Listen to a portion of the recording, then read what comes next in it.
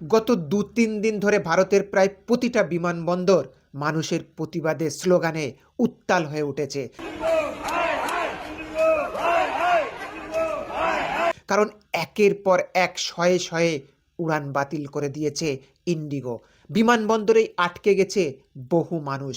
কারো পরীক্ষা ছিল, কেউ চিকিৎসা করাতে যাচ্ছিল, কারোর বাড়ির লোক অসুস্থ বলে নিজের রাজ্যে ফিরছিল। যে যেখানে ছিল সেখানেই আটকে পড়ে যায়। মানুষ খাবার দাবার পর্যন্ত পাচ্ছে না। এক্কেবারে বিশৃঙ্খল অবস্থা।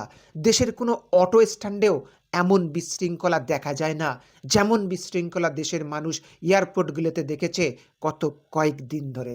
একটা বাপ তার মেয়ের দরকারি প্যাডের জন্য হাহাকার করছে। मेरा बेटी का ब्लड आ रहा है, नीचे से ब्लड आ रहा, पैड चाहिए, दे दो। हम ऐसे नहीं कर सकते। क्यों नहीं कर सकते? क्यों नहीं कर सकते? কি ভয়ানক দৃশ্য! একটা মেয়ের জরুরি পরিস্থিতিতে জামা কাপড় ভিজে যাচ্ছে পিরিয়ডের রক্তে, আর এরা ঘন্টার পর ঘন্টা আটকে রেখেছে তাদেরকে।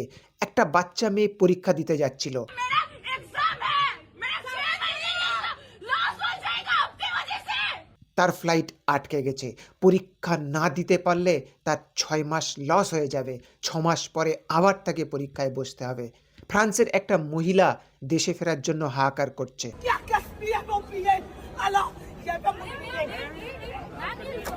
ये पे वो पिए। ये पे वो पिए। যদিও তার প্রতিবাদের ভাষা আমি তো ভাই বুঝতে পারিনি, তোমরা বুঝতে পারলে কমেন্টস করে জানিও। কিন্তু প্রশ্ন হচ্ছে, হঠাৎ করে এসব হলো কেন? কেন ইন্ডিগো দেশের এত মানুষকে হয়রান করে শয়ে শয়ে বিমান বাতিল করে দিল?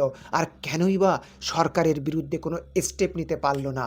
কারণ ওই একটাই, সারা দেশে আঙুল ঘোরাবে দুজন গুজরাটি, আর দুজন তাদের পছন্দের দুজনের হাতে দেশের সব সরকারি সংস্থাগুলোকে বেচে দেবে। আর তার বদলে পার্টি ফান্ডে হাজার হাজার কোটি টাকা ইলেকট্রাল বন্ডে চাঁদা পাঠিয়ে এমন মুখ বন্ধ করে দেবে যে দেশের মানুষ গোল্লায় যাক।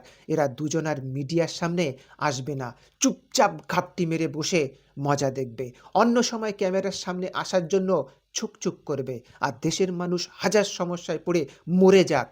কোম্পানি মানুষগুলোকে গিলে খেয়ে ফেলুক, এদের দুজনের থেকে তখন একটাও আর টুইট বেরোবে না।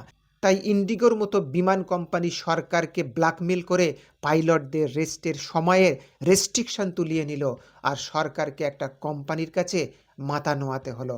মাঝখান দিয়ে হয়রান হলো হাজার হাজার সাধারণ মানুষ।